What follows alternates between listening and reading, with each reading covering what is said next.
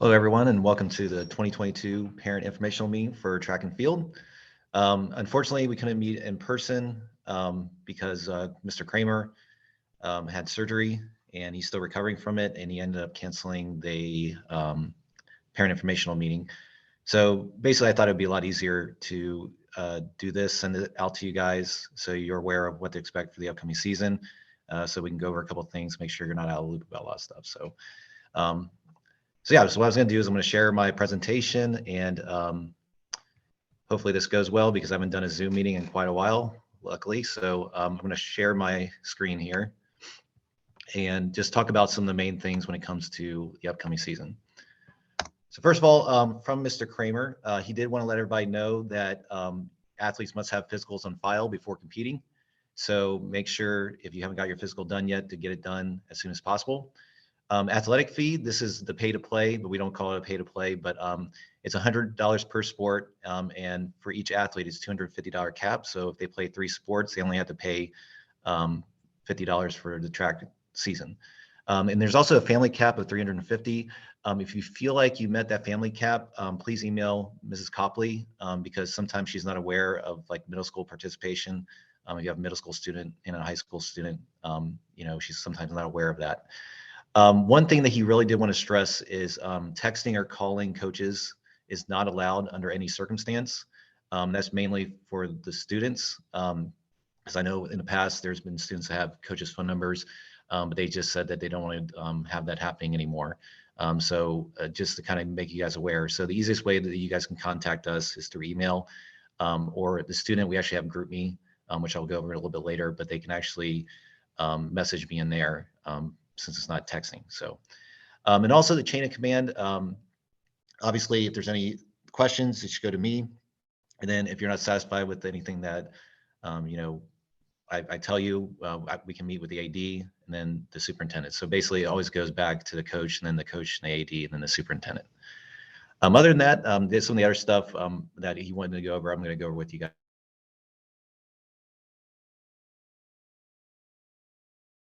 in a couple minutes too as well. So I'm specifically, like every coach has their kind of focus that they go, they coach. And I'm looking to mid distance and distance. And this year I'm actually be focusing more on the mid distance, which is the 400, 800 runners, because we do have Haley Dunn there on the bottom, and she's gonna be a part-time assistant coach. She graduated from Wright State University, and she was a really good runner. She ran for me in high school too, as well, cross country and track. Just a little bit about myself. This is my 8th year coaching track and field, and my 4th year being the head coach. I coached cross country for 14 years, and last year was my first year I didn't actually coach cross country. So a lot of coaching years or seasons. So I'm looking forward to this season, especially without any of the COVID protocols too as well. Luke Zirkle, he's the assistant coach for high jump. I actually coached him when he was a sophomore in high school. So I've known him for a very long time. Absolutely great guy. Graduated from Bowling Green. John Everson, he actually made a new role or had a new role this year. He's actually doing tech stuff. Last year he was a teacher's aide, and luckily he is giving coaching in there a go, even though he's a lot more things going on with his life when it comes to like his career and taking classes and things like that. So we're really happy to have him. Jason Clendenning, if you guys didn't know him last year, and this is your first year doing track, he actually was teaching in Stebbins, and he got a job here as a biology teacher here in Tipp, which is awesome. And this is his first year teaching in Tipp, but his second year coaching sprints, hurdles, and long jump. And also we have Lacey Loges. This is her first year coaching. She is doing shot put and discus, and she graduated about 5 or 6 years ago from Tipp. So she's a Tipp grad too as well, just like Coach Zirkle. And I already mentioned Haley Dunn. All right, coaching philosophy. I'm just going to go over this really quickly. A lot of this stuff is very similar to last year.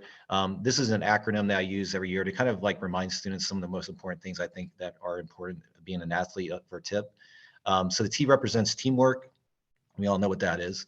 The I is integrity, so just doing the right thing when no one's watching. Perseverance it's the first P. And that's a big one. When you have a bad race or you don't meet a time or a throw that you wanted to meet, just persevering and working through it to actually get to that level that you want to achieve. And the last one is pride. I mention this every year. I'm really proudful and prideful coaching in Tip. I like representing Tip in a positive manner. And I expect that from the athletes as well. So, taking pride in your school, knowing that you're representing Tip.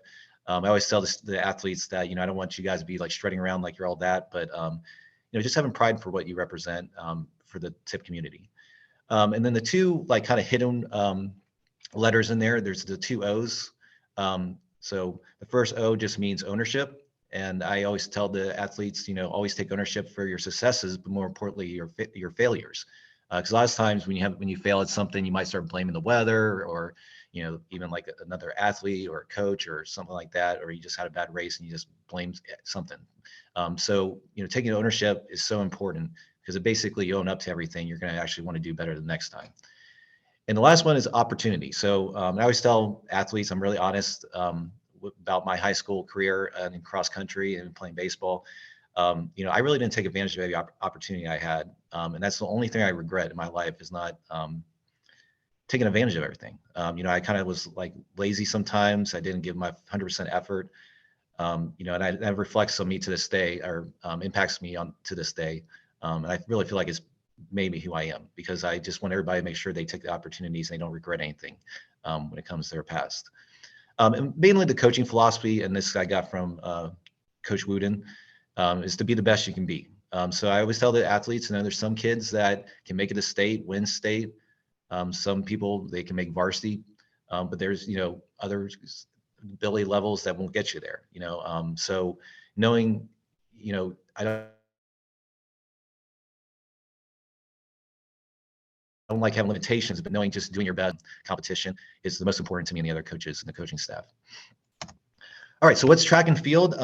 So sprints, it goes from 100 meters up to 800 meters. So 100 meters is 1/4 of the track. 400 meters is actually one loop, and then 800 is two loops. So, I always feel like the 4 and 8, if you're a sprinter, sometimes the sprinters don't do the 4-8. They might just do the 100 and 200. That's perfectly fine. Mid distance is more the 400, 800 group. But we do have some sprinters sometimes that do the 400 and the 800 that also run 100s too as well. Distance, usually they can do from 400 all the way up to the mile to 2 mile. So, a lot of times, just because you're a distance runner, we might throw you in a 400, just because, you have a lot of speed. So in the field, we have discus, shot put, high jump, long jump, and pole vault. A lot of times I highly encourage athletes, especially the sprinters, to try a different field event besides just doing sprints all the time. Because they might find out that they're really good at long jump because they have a lot of speed and they can jump really far, or they're really good at high jump because they get a lot of spring into their step. Probably one of the hardest events, like technicality wise, is pole vault, but also including hurdles. So the hurdles, the girls run 100 meters and the guys run 110 meters. And then both guys and girls run 300-meter hurdles too as well. So if you don't know how track is scored, basically the top 8 place and first place gets 10 points, and then 8 points for second, 6 for third, and then it goes down from there. And I'll go over a little bit more of that stuff in a minute. All right, so practice. Obviously, your athletes, I've already told you that we meet 3:30 to 5:15. If we do go to the weight room, it'll probably be around 4:45 to 5:15. Most of the time, we do get out of practice early. We don't like wasting time. We get started like right after we take attendance. I really don't give long-winded speeches or anything like that. Mondays might be the only days that I might take a little longer because I have to go over the week coming up, especially when the season, the meets begin during the season. So, just we ask them to be there till 5:15, but there's good chance most of the time they're going to get out around 4:45 or 5 o'clock. All right, so what's in the high school prep packet? I'm going to go over that. I'm actually going to share my screen and show you that. But your athletes should have sent home or got a packet sent home with them for you guys to review. But I'm not going to go over everything because I don't want to read through everything. I'll let you guys do that on your own. So let me go and switch my screen real quick. So the packet basically has team rules and expectations, pretty straightforward, like what the expectations are at practice, at meets. This is more for the athletes because, like warming up together as a team, carrying implements and things like that. Consequences, you can read over that too as well. It's pretty straightforward. Varsity lettering, there is actually 3 different ways you can actually letter in our track. or in track and field. So, they can make postseason meets. If they make postseason, they automatically get a varsity letter. Or if they score 15 points in a varsity meet for the season, or a total of 30 points in both JV and varsity meets combined. And that's basically, if they place in the top 8. And then also, since a lot of times we do have, like, there's a few years back, we had a lot of really good distance runners, and some of them weren't on varsity throughout the whole entire season, but they obviously would have been any other year. So there is like benchmarks that they can actually make. So, like, for example, if you run a 12-minute flat in the 3200 or a 10:45 in the 3200 in any of our meets, then they would get a varsity letter for that. And the same with all these other ones. So these are all just kind of standards if they meet. Really quickly, the track and field schedule. Not all of these students or athletes go to. So, for example, the 326 meet is a varsity meet, so it's only like I can take up to a certain amount of kids per event. Same with the so obviously the varsity, when we go to that, if they already compete in the Jacklands, they would actually compete at meet. So what we try to do is we try to get every athlete in at least 5 meets, so they can actually participate at least 5 times. Sometimes it's a little bit more difficult, especially if you're going on spring break, because if you look, you're going to miss 2 meets starting right out. But I do everything I can to try to get everybody in as many meets as possible. So my goal is to get in at least 5, if not more.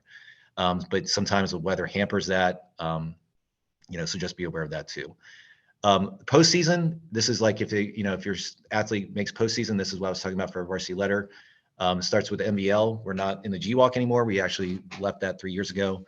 But then after that, we go to districts, and then you have to qualify for regionals, and then if anybody qualifies for state, that would be at Jesse Owens Stadium at Ohio State University. Team poster picture, we need to schedule that. Picture day, just to let you guys know, is March 14th, so it's next Monday. And the Spring Sports Awards it doesn't have a date yet, but I'll let you guys know that as we get closer to that.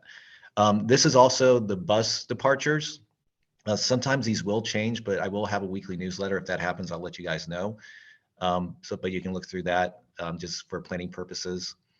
The example of a normal order of events. Most meets are exactly like this, where they start by the 4x8 and then they get 100-meter hurdles, 100-meter dash, and so on. If there is a change in the order of events, I will email that in the newsletter. Just to let you guys know. Frequently asked questions. If you have, if you're just starting out, this is what you could look over.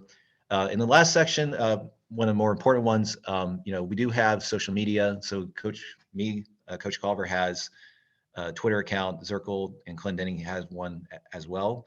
I also have an Instagram account, and I actually been posting on that a lot more because I like just taking pictures and posting them out. We do have a Google Classroom, and I think everybody's been invited so far on the roster. So, you can actually accept like the invitation too as well and see what's posted and stuff to keep track of everything. I will be updating everything with the handouts and stuff like that. So if you do lose something, just ask your child if they can print it off in the Google Classroom. And we also have to have a GroupMe app, and this is how I'm going to make announcements if like practice is canceled. And most of the, I think, athletes are already on it. But it's really one of the only ways I can actually notify everybody, because some students are going to the CTC. So I want to make sure I let them know too as well, because sometimes they don't see the announcements when they're emailed to them, which I totally understand. But that's also for the parents as well. So if I announce something, you will know what's going on if we have practice canceled or a meet canceled. All right, so that is the informational packet. So let me switch back over to the slideshow here. Oops. All right, so costs and needs. Really, the only 2 things that you need to buy for your athlete is one good pair of shoes for practice, so like trainers, and another for competition. Not every athlete buys spikes, but they're a lot cheaper, usually a lot cheaper than the trainers and everything. They're usually like around $40 or so. But you can actually go to Up and Running or Can't Stop Running up in Piqua, and they can definitely help you out with that. And they'll tell you like the type of like spikes you need to buy, like 1/4 inch spikes. And then also you need to buy a pair of athletic shorts, totally black. And I'll give you some examples of what is good and what's not, because we do supply the jerseys, but since we have so many athletes, we have about 140 athletes coming out this year. It's been a struggle actually having, shorts and everything. So I do have some, if like some like athlete doesn't have them, I can, give them some to borrow. So, but they can be really simple. The main thing is that they have to be totally black, but they can have a logo. So like a Nike logo, but it can't be bigger than 2 1/4 inches, which most brands know that. So they always have their logo a little bit smaller than that. And what's changed this year, which is kind of weird, is even though you can't have like that square logo look bigger than that, they're allowing this year having waistband lettering. That's always been an issue because you buy like Under Armour, and they have Under Armour just like all around the waistband, and you have to like flip it over. You don't have to worry about that anymore. So that's a really good thing. So examples of wrong shorts here. So if you look at the first left one, since it has that line on the pocket, that can't be done. Number two, the second and third one are totally obvious. Like, they have like white lines going through it and borders and stuff like that. So no to those. And then if you look at the last one, the Nike symbol is like really large, and that wouldn't be appropriate too as well. So some ones that are appropriate, and like I said, they can have like a small logo on the bottom left or whatever. But you can have spandex, or you can have just regular running shorts. The main thing is, make sure they're all black and have like a small logo. So these are all okay. So we can't have a relay where 2 are wearing spandex and 2 are not. As long as they're black, it's okay. So we actually have 2 home meets, and so when we go to these home meets, every single athlete is required to be there, because even if they're not participating, they're going to have to be helping out. So we do have the TIP Classic, which is basically a middle school and high school combined meet, and that's usually a JV meet. So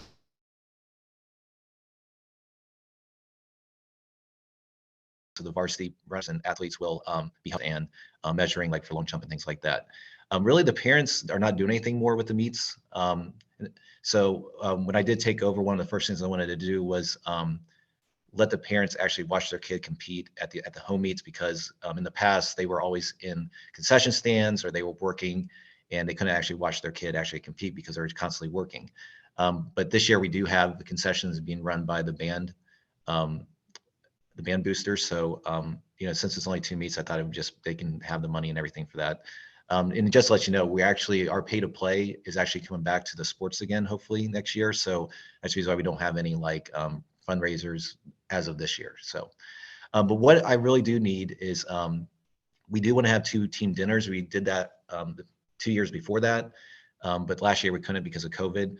So I really need a parent or some parents to actually maybe get that together, and just let me know if you're interested, just so we can get some dates down. Usually we want one like at the beginning season and then close to the end of the season.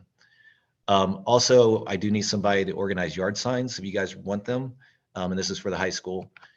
So, it could be really simple. I know some people in cross country, football, basketball, have done this before. So any help on that would be greatly appreciated. And I also need one senior parent to get the senior posters aligned. I mean, I can contact the photographer, but actually like collecting the money and stuff, and stuff like that, I just need a parent to take charge for that one. All right, so staying updated. So for the high school, like I said, we have Twitter in their mind for high school. The weekly newsletter, I cannot stress enough.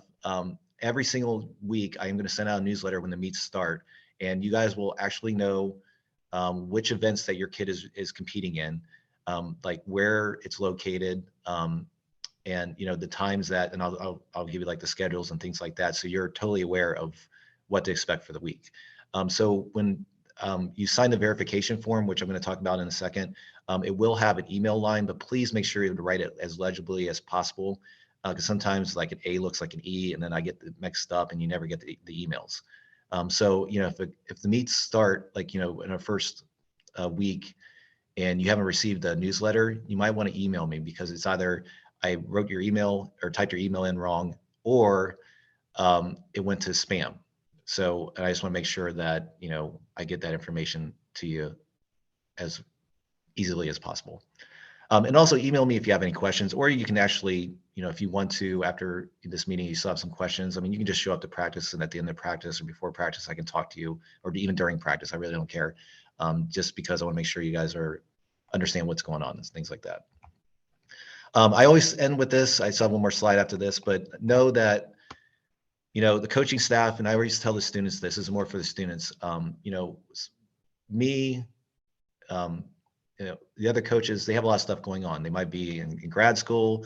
They have a family at home. I know, like Zirkle has 2 kids, young kids. I have 2 young kids.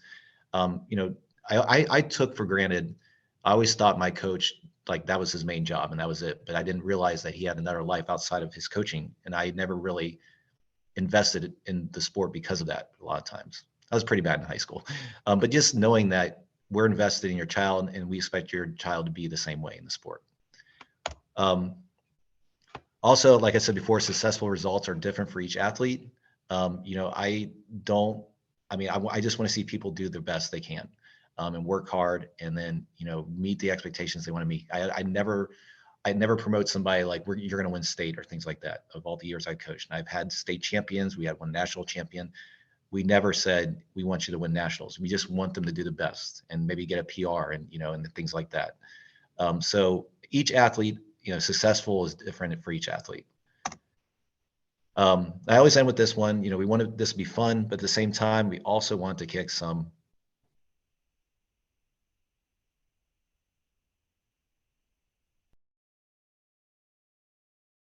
we're joking around like appropriately, and we're smiling all the time. And I love seeing our teams or other team athletes on our team, sorry, wanting to be a part of our team because they know how fun it is. But at the same time, we also want to be very competitive, as competitive as possible, from varsity meets all the way down to the smallest meets that we have, like a dual meet with like Carroll. Just because there's that pride aspect of representing Tip and knowing that we are working or doing everything we can to be the best we can be.